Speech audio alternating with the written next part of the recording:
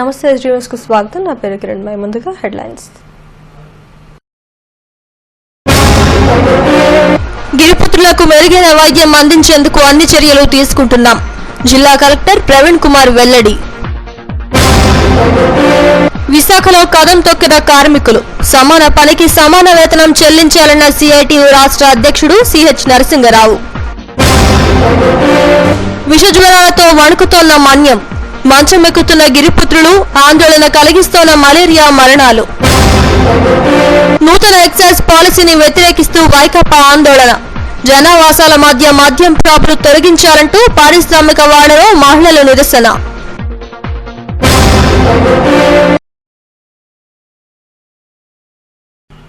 ఏజెన్సీలో గిరిపుత్రుల ఆరోగ్య పరిస్థితులు మెరుగుపరిచేందుకు అన్ని చర్యలు చేపడుతున్నట్లు జిల్లా కలెక్టర్ ప్రవీణ్ కుమార్ తెలిపారు.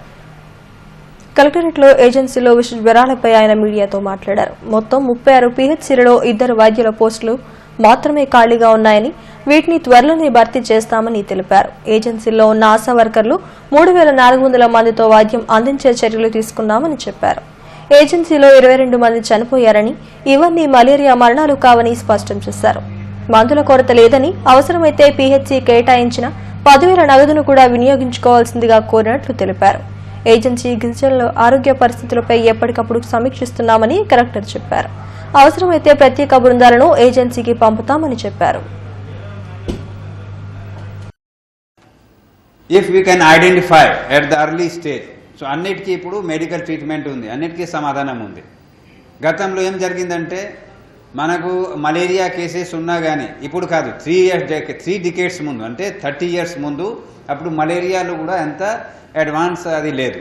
సో ఇప్పుడు అన్నీ ఉన్నాయి కాబట్టి ప్లేట్లెట్స్ తగ్గిపోతూ ఉంది డెంగీలో. సో అప్పుడు భయం ఉండేది, ఇప్పుడు అంత లేదు. ఓన్లీ థింగ్ ఈజ్ కాంప్లికేషన్ అయ్యేదాకా ఐడెంటిఫికేషన్ జరిగిపోవాలి. ఇప్పుడు ఏముందంటే కొంతమంది పిఎస్సీలో పోతారు, పిఎస్సీ నుంచి మళ్ళీ ఎక్కువ ప్రైవేట్ హాస్పిటల్ పోతారు, ప్రైవేట్ హాస్పిటల్ అన్నీ అయిపోయిన తర్వాత మళ్ళీ కేజీహెచ్ వస్తారు. మేమే గతంలో లాస్ట్ ఇయర్ కూడా చూసాము కొన్ని కేసెస్. అటువంటి ప్రోటోకాల్ ఫాలో చేస్తే మనకు సమస్యలు అవుతుంది. కాబట్టి మేము ఏజెన్సీ ఏరియాలో తీసుకున్నటువంటి చర్యల గురించి నేను చెప్పబోతున్నానండి. ముఖ్యంగా ఈరోజు ఏజెన్సీ ఏరియాలో డాక్టర్ వేకెన్సీ 3 ఉన్నాయి. అది కూడా జస్ట్ 1 week ముందు వేకెన్సీ అయినాయి, ఎందుకంటే పీజీ కోర్సులో రిజైన్ చేసి వెళ్ళిపోయారు. సో అది ఒక వేకెన్సీ ఉంది. 2 వేకెన్సీ ఉన్నాయండి మెడికల్ ఆఫీసర్. ఈ స్టాఫ్ నర్సెస్ 23 వేకెన్సీలు, pharmacist grade 2 28, MPHA female ANM 23, MPHA male 13, ASHA worker 151. So ఈ మెయిన్ ఎపిడెమిక్ సంబంధించి చూడడానికి పారామెడికల్స్, డాక్టర్స్. సో ఇది కూడా లాస్ట్ వీక్ జరిగే వీడియో కాన్ఫరెన్స్లో గౌరవ ముఖ్యమంత్రి గారు ఆదేశం ఇవ్వడం జరిగింది. మెడికల్ హెల్త్ డిపార్ట్మెంట్ జియో కూడా ఇష్యూ చేయడం జరిగింది. మేము కూడా జిల్లా స్థాయిలో ఆల్రెడీ ప్రెస్ నోటిఫికేషన్ ఇచ్చాము. ఇవన్నీ పోస్ట్ ఫిలప్ చేయడానికి 10వ తేదీ దాకా అప్లికేషన్ కాల్ ఫర్ చేశాము. మేము షార్ట్ కట్లో వాకిన్ ఇంటర్వ్యూ కూడా చేసుకోవచ్చు, బట్ మళ్ళీ కంప్లైంట్ వస్తాయి అందులో. అది ఎవరికి చెప్పకుండా కొంతమందికి ఇచ్చారు. సో అవాయిడ్ చేస్తూ టైం కొద్దిగా పడుతుంది, 2 వారాలు పడుతుంది. ఎందుకంటే 15వ తేదీ లోపల 10వ తేదీ అప్లికేషన్ వస్తాయి, 15వ తేదీ లోపల ఆర్డర్ ఇచ్చి అందరికీ మేము పోస్ట్ చేయబోతున్నాం. విశాఖ మన్యం విష జ్వరాలతో వణుకుతోంది. గిరిపుత్రుల ప్రాణాలు గాల్లో దీపాల్లాగా మారాయి. మలేరియా, యాంథ్రాక్స్ విష జ్వరాలు జనాన్ని మంచమెక్కిస్తున్నాయి. 10ల సంఖ్యలో మరణాలు సంభవిస్తున్నా అధికార యంత్రాంగంలో చలనం కనిపించడం లేదు. సరికదా, ఆ మరణాలు మలేరియా మరణాలు కాదని తెగేసి చెబుతున్నారు. గిరిజనులను గజగజలాడిస్తున్న మలేరియా మహమ్మారిపై రిపోర్ట్. విశాఖ ఏజెన్సీలో యాంథ్రాక్స్, మలేరియా విష జ్వరాలు విజృంభిస్తున్నాయి. గిరిపుత్రులు మంచం ఎక్కుతున్నారు. ప్రతి ఇంట్లోనూ జ్వరపీడితులే దర్శనమిస్తున్నారు. ఏజెన్సీ వైద్యం అందక అనేక మంది ప్రాణాలు గాల్లో కలిసిపోతున్నాయి.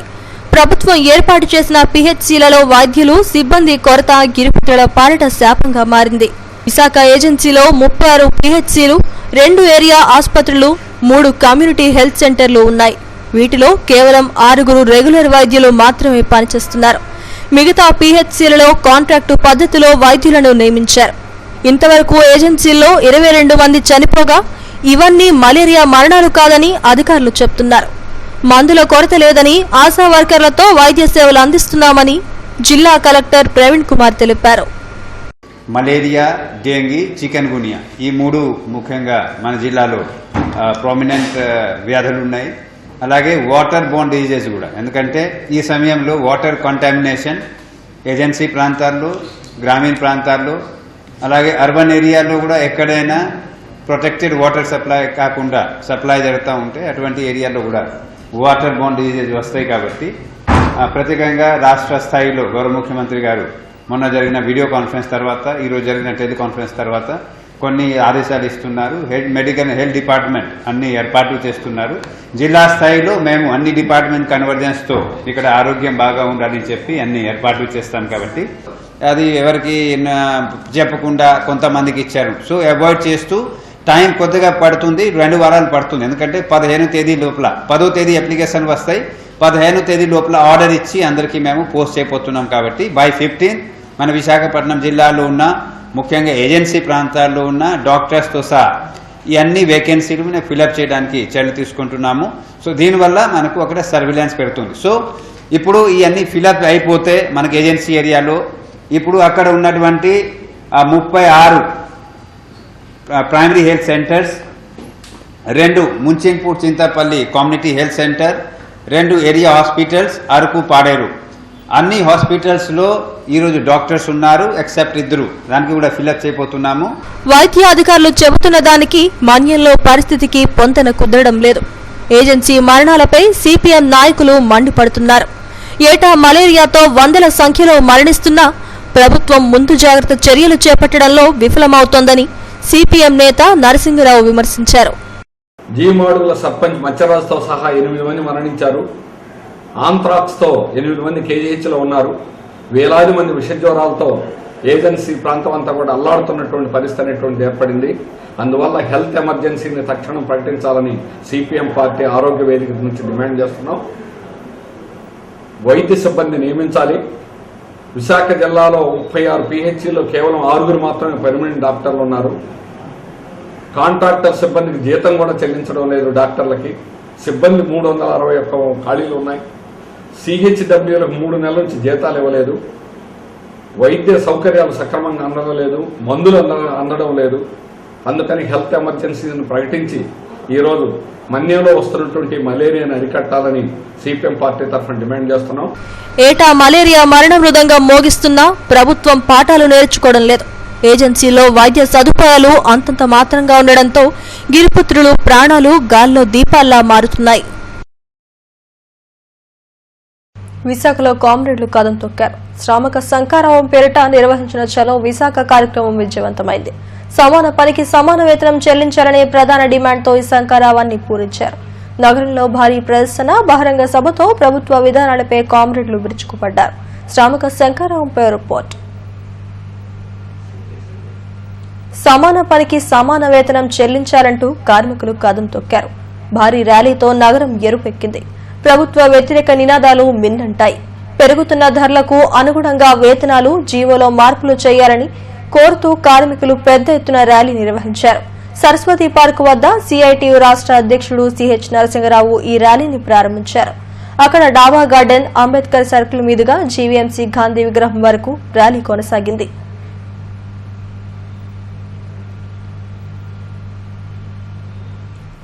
విశాఖలో చాలా పరిశ్రమల్లో కనీస వేతనాలు అమలు జరగడం లేదని సిఐటియు రాష్ట్ర అధ్యక్షుడు సిహెచ్ నరసింగరావు ఆందోళన వ్యక్తం చేశారు. చంద్రబాబు సర్కారు యాజమాన్యాలకు తొత్తులుగా వ్యవహరించడం వల్లే కార్మికులు అన్యాయానికి గురవుతున్నారని తీవ్ర స్థాయిలో విరుచుకుపడ్డారు. ఉత్పత్తి కార్మికులకు శ్రమకు తగ్గ ఫలితాన్ని ఇవ్వాలన్న కనీస స్పృహ ప్రభుత్వానికి లేకపోవడం దారుణమని అన్నారు. శ్రీలంకకు చెందిన బ్రాండిక్స్ కంపెనీలో కనీస వేతనం కోసం వేల మంది మహిళలు ఆందోళనకు దిగితేనే గాని అమలు జరగలేదని ఈ సందర్భంగా గుర్తు చేశారు. భవన నిర్మాణ కార్మికుల సంక్షేమ బోర్డు నిధులను చంద్రన భీమాకు తరలిస్తున్నారని మండిపడ్డారు. సుప్రీంకోర్టు ఆదేశాల మేరకు సమాన పనికి సమాన వేతనం చెల్లించాలని ఆయన డిమాండ్ చేశారు.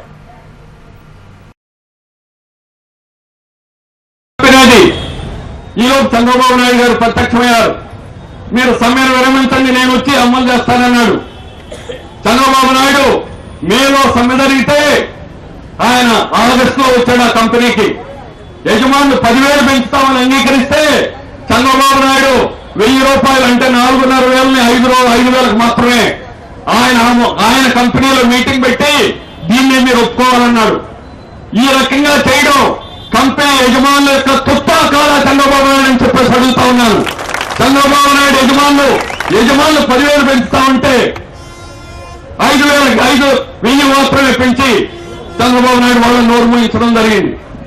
గంగవరం పోర్టులో కార్మికుడు చనిపోతే అర్ధరాత్రి చనిపోతే గ్రామస్తులంతా ఆందోళన చేస్తే యజమాని 10 లక్షలు ఇస్తామని చెప్పేసి అంగీకరించారు. మరుసటి రోజు చంద్రబాబు నాయుడు ఇక్కడ విశాఖపట్నం వస్తున్నాడు. ఆ తెలుగుదేశం నాయకులు ఏం చెప్పారంటే ఎమ్మెల్యే గారు వచ్చి పల్లా శ్రీనివాస్ గారు రేపు ఎమ్మెల్యే గారు సీఎం గారితో మీకు చెక్ ఇప్పిస్తాం 10,000 తీసుకొచ్చారు. చంద్రబాబు నాయుడు వాళ్ళని తిట్టి 10 లక్షలు ఇవ్వడానికి లేదు 5 లక్షలు ఇవ్వండి 5 లక్షల చేతిలో పెట్టాడు.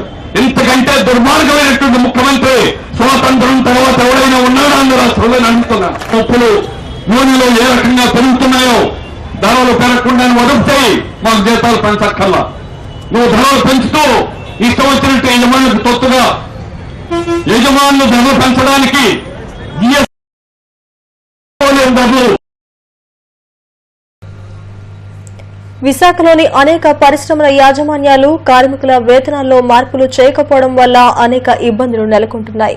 కార్మిక చట్టాలు తొంగలో తొక్కుతున్నా సంబంధిత అధికారులు పట్టించుకోవడం లేదు. ఈ నేపథ్యంలో సమాన పనికి సమాన వేతనం డిమాండ్తో నిర్వహించిన శ్రామిక శంఖారావు విజయవంతమైంది.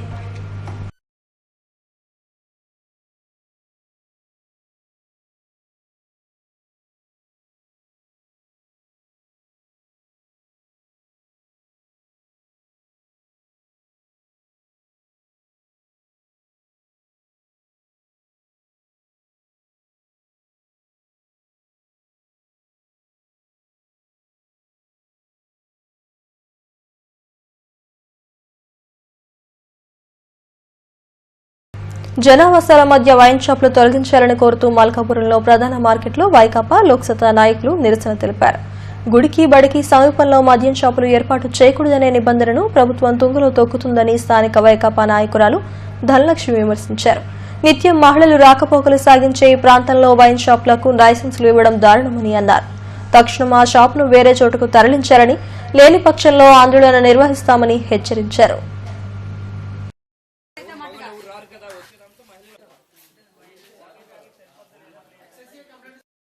గుడికి బడికి మద్యం షాపులు అనేది చాలా దూరంగా ఉండాలని చెప్పేసి ఒకప్పుడు చెప్పారు. ఇప్పుడు ఎదురుకుంటా గుడి పెట్టుకుని ఇక్కడ ఆడవాళ్ళు వచ్చే మార్కెట్ లోని మద్యం షాప్ ఓపెన్ చేయడానికి మళ్ళీ ఇక్కడ స్థానికులు స్థిరపడుతుంటే అది ఎంతవరకు న్యాయం?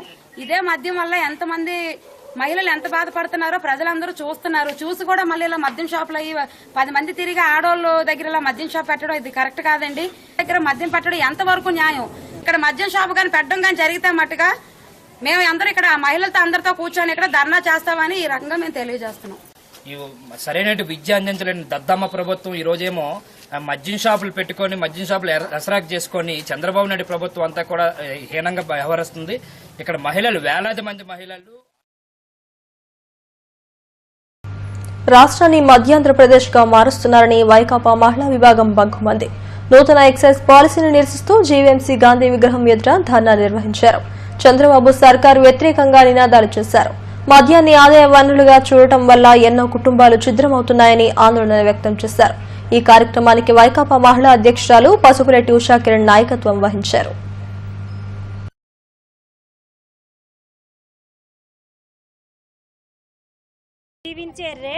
రేషన్ మీద కూడా రేషన్ విధించినటువంటి ఈ ప్రభుత్వం మరి జనాభా ప్రాతిపదికన ఆధారంగా చేసుకుని మద్యం షాపులకి లైసెన్స్ ఇవ్వడం అనేది చాలా సిగ్గుమాలినటువంటి చర్య. ఏదైతే ఆనాడు ఎన్టీ రామారావు గారు సంపూర్ణ మద్యపాన నిషేధాన్ని అమలు చేస్తే మరి వెన్నుపోటు రాజకీయాలతో అధికారంలోకి వచ్చి సంపూర్ణ మద్యపాన నిషేధాన్ని సంపూర్ణంగా ఎత్తివేసి ఆనాటి నుండి ఈనాటి వరకు ప్రతి ఒక్క మహిళ కన్నీటికి కారణమవుతున్నటువంటి చంద్రబాబు, మరి హైటెక్ సీఎంగా పేరు పొందినటువంటి చంద్రబాబు, మరి ఆంధ్రప్రదేశ్ని అన్నపూర్ణ ఆంధ్రప్రదేశ్ని మధ్యాంధ్రప్రదేశ్గా మారుస్తున్నటువంటి చంద్రబాబు తన టెక్నాలజీతో, తన హైటెక్ టెక్నాలజీతో టెట్రా ప్యాకుల్లో సైతం మద్యాన్ని పంపిస్తూ మరి బీచ్లో లవ్ ఫెస్టివల్స్ ఏర్పాటు చేయడానికి ఆలోచనలు చేసే ఈ చంద్రబాబు మరి ప్రజల గురించి, మహిళల గురించి ఎందుకు ఆలోచించట్లేదు? మీరు అధికారంలోకి వచ్చినప్పుడు తొలి సంతకం అంటే అర్థం మీకు తెలుసా అని మేము అడుగుతున్నాం. ఆ రోజు మీరు మేనిఫెస్టోలో తప్పనిసరిగా అధికారంలోకి వచ్చిన తర్వాత బెల్ట్ షాపులను రద్దు చేస్తానని, దశల వారీగా మద్యాన్ని నియంత్రిస్తానని చెప్పి తొలి సంతకం చేసి అధికారంలోకి వచ్చి, అలాగే డ్వాక్రా రుణమాఫీ చేస్తానని చెప్పి అధికారంలోకి వచ్చి ఈరోజు జీవీఎంసీ 50 వార్డు వాంబే కాలనీలో కనీస వసతులు కల్పించి ఇంటి పనులు వేయాలని గాజువాక జోనల్ కార్యాలయం ఎదుట దళిత బహుజన మహిళా సంఘం ధర్నా నిర్వహించింది. వాంబే కాలనీలో 672 కుటుంబాలు జీవనం సాగిస్తున్నాయి. 40 కుటుంబాలకు ఇంతవరకు ఇంటి పన్ను వేయలేదని సంఘం సభ్యుడు రట్టి వాసు అన్నారు. అధికారులకు పలుమార్లు ఫిర్యాదు చేసినా పట్టించుకోలేదని ఆవేదన వ్యక్తం చేశారు. నీటి కుళాయి కనెక్షన్లు, మౌలిక వస్తువులు లేక తాము ఇబ్బందులు పడుతున్నామని వెంటనే చర్యలు తీసుకోవాలని కోరారు. అనంతరం జోనల్ కమిషనర్ సోమనారాయణకు వినతి పత్రం అందజేశారు. ఆయనకి ఎంక్వైరీ చేసి మా కుళాయిలు ఇమ్మని మొన్న మా కాలనీకి వచ్చారు. ఎంక్వైరీ చేసి మా కుళాయిలో నీళ్లు ఇప్పిస్తారని జోనల్ కమిషనర్ కోరుతాను. లేని పక్షంలో మళ్ళీ మీ కలెక్టరేట్ మళ్ళీ గతంలో ఎన్నైతే పోరాటాలో ఒక ఎంఆర్ఓని కలెక్టర్ని ఎంత ఉద్యమాలు చేసామో నేను మంచినీళ్ళు అడుగుతాను. ఒక ఇంటి గాజువాక జోనల్ కార్యాలయంలోని సౌకర్య కేంద్రం అసౌకర్యానికి నిలయంగా మారింది. ప్రజలు పన్నులు చెల్లించేందుకు నానా అవస్థలు పడుతున్నారు. గంటల కొద్దీ క్యూలైన్లో నిలబడాల్సి వస్తోంది. చుట్టుపక్కల మీ సేవా కేంద్రాలున్నా అక్కడ ఆస్తి పన్ను చెల్లించే సదుపాయం లేకపోవడంతో జోనల్ పరిధిలోని ప్రజలంతా ఇక్కడికే రావాల్సి వస్తోంది. తరచూ కంప్యూటర్ మొరాయించడంతో పన్ను చెల్లింపుదారులు పడుతున్న బాధలు వర్ణనాతీతం. పన్ను చెల్లించాడంటూ ప్రచారం చేసే అధికారులు సరైన ఏర్పాట్లు కూడా చేయాలని ప్రజలు మీడియా ముందు వివరించారు. అధికారుల తీరుపై అసహనం వ్యక్తం చేశారు.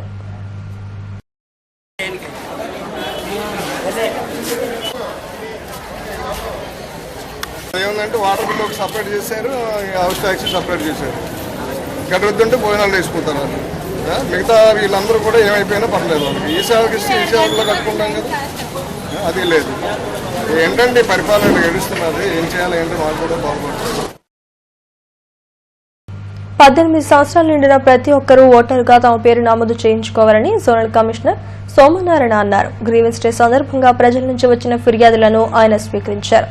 జూలై 31వ తేదీలోపు ఓటరుగా నమోదు చేయించుకునేందుకు గడువు విధించామని అన్నారు. అధికారులు ఇంటింటికి వచ్చి సర్వే నిర్వహిస్తారని తెలిపారు. అధికారులకు ప్రజలు సహకరించాలని కోరారు.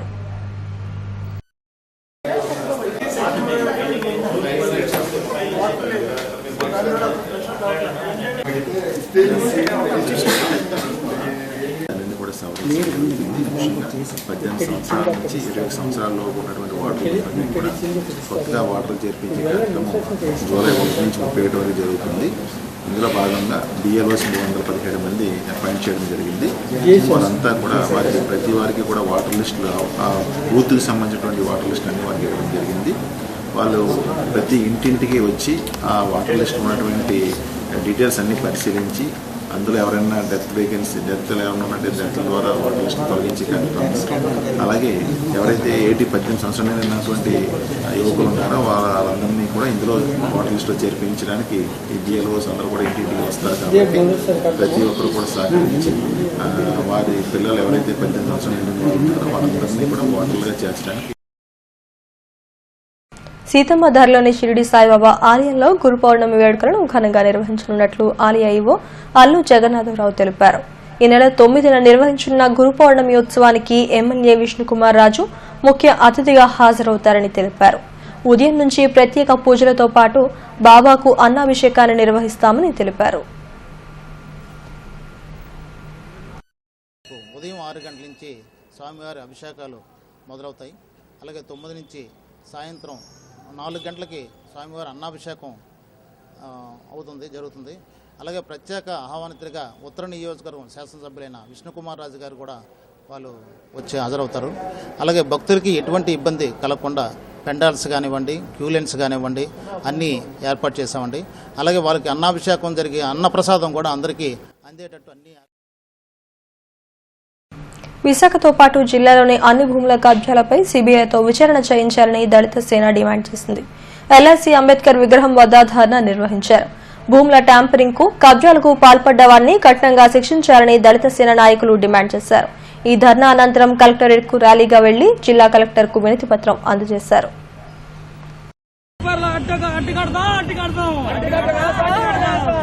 విశాఖ సహజ వనరులకు స్వాహా చేస్తున్న పెట్టుబడిదారులకి అణిచివేయాలనే ఉద్దేశంతో ఈ ధర్నా స్టార్ట్ చేశామండి.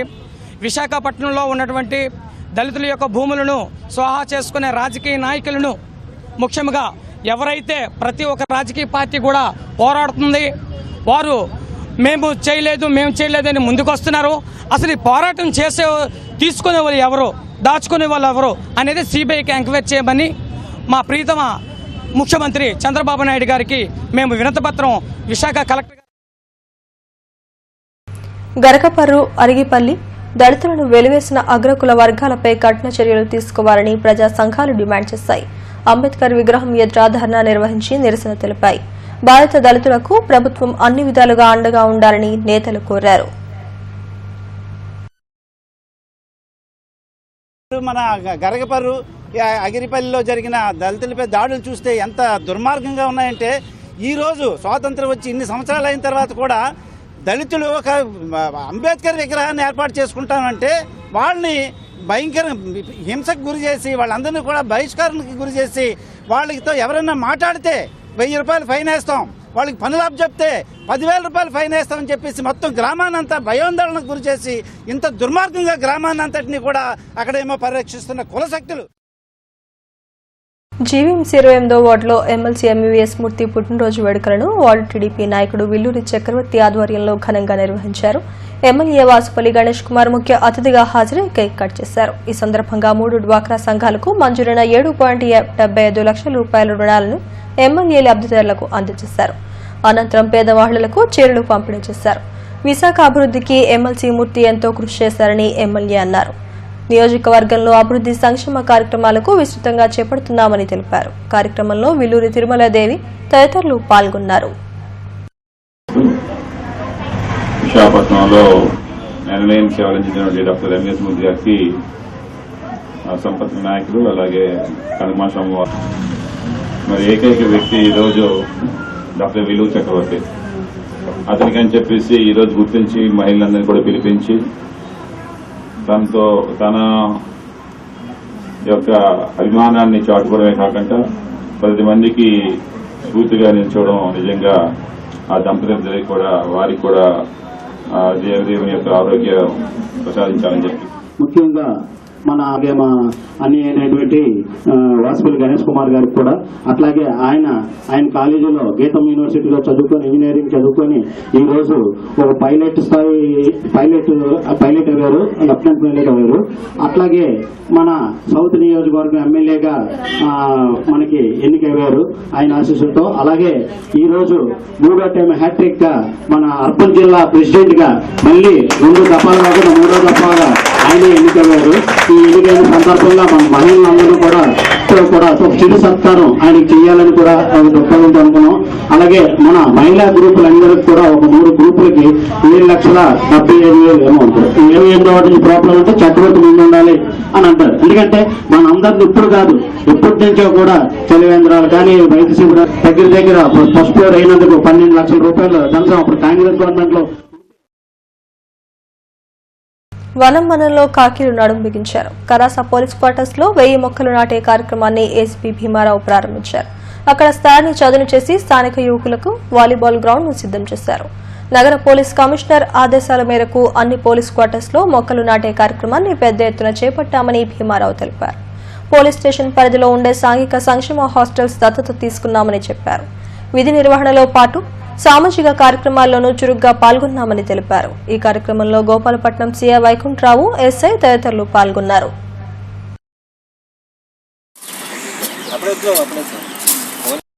ఈసారి మా దత్తత కార్యక్రమంలో ప్రతి శనివారం ఆదివారం కూడా మేమంతా విజిట్ చేయడం జరుగుతుంది. మహిళతో ఉంటే ఖచ్చితంగా మహిళా సిబ్బందితో మేము విజిట్ చేస్తాం. వాళ్ళకున్న సమస్యల్ని, అవేర్నెస్ క్యాంప్స్ని ఇవన్నీ. కలెక్టరేట్లో నిర్వహించిన గ్రీవెన్స్ సెల్ కు వినతులు వెలువెత్తాయి. సోమవారం ఒక్కరోజు 400కు పైగా అర్జీలు వచ్చాయి. జిల్లా కలెక్టర్ ప్రవీణ్ కుమార్, జేసీ సృజన, డీఆర్ఓ చంద్రశేఖర్ రెడ్డిలు అర్జీలు స్వీకరించారు. గతంలో ఎన్నడూ లేని విధంగా 400 మంది అర్జీలు సమర్పించారు. వీటిని తక్షణం పరిష్కారం నిమిత్తం ఆయా శాఖ అధికారులకు అందజేశారు. ఎక్కువ మంది అర్జీదారులు తరలి రావడంతో కలెక్టరేట్ ఆవరణ కోలాహలంగా మారింది.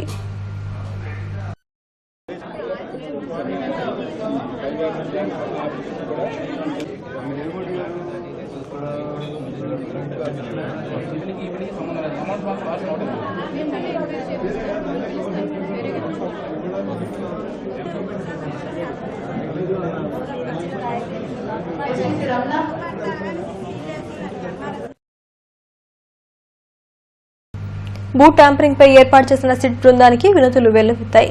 ఇంతవరకు 400కు పైగా ఫిర్యాదులు బాధితుల నుంచి అందాయి. వీటిలో భూ ట్యాంపరింగ్ కు సంబంధించినవి తక్కువైనప్పటికీ కబ్జాలకు సంబంధించిన ఫిర్యాదులు ఎక్కువగా వస్తున్నాయి. సిట్ అధికారులు వీటిని నిశితంగా పరిశీలిస్తున్నారు. అయితే సిట్ ఫిర్యాదుల విభాగం వద్ద సోమవారం బాధితుల తాకిడి ఎక్కువైంది. అక్కడ ఫిర్యాదులు అందించేందుకు బార్లు తీరారు.